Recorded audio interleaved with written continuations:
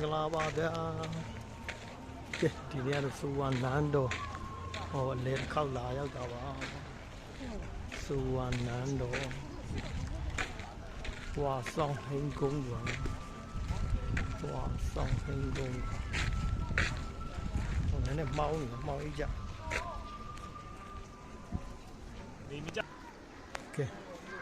ဒီပင်ရတော့နှစ်ပေါင်းကြာလာပါပြီကိုကအရွက်တွေစိမ့်ပြီးတော့ရမ်းရှင်နေရပါတော့ကြည့်အောင်ဒီမှာပကောင်းရမ်းရှင်နေတဲ့တစ်ပင်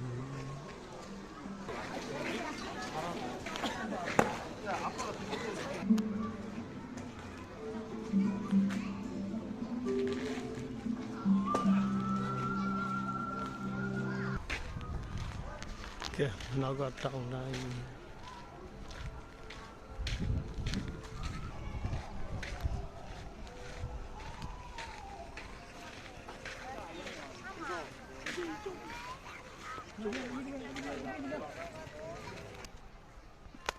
ကဲဒါတော့တောင်းမှုတက်ရတယ်ဟိုနန်းဆောင်ရှိ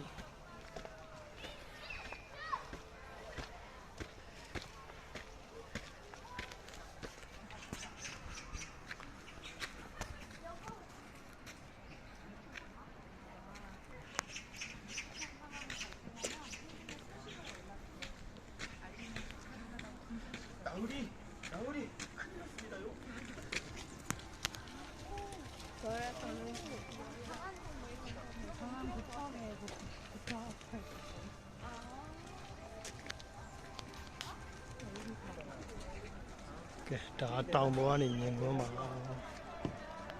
ကနေ이렇게 해서 오빠 찾을 수 있나? ဟောက်ကနန်းတော်လေးတွေဗျာနှစ်ပေါင်းရာချီနေ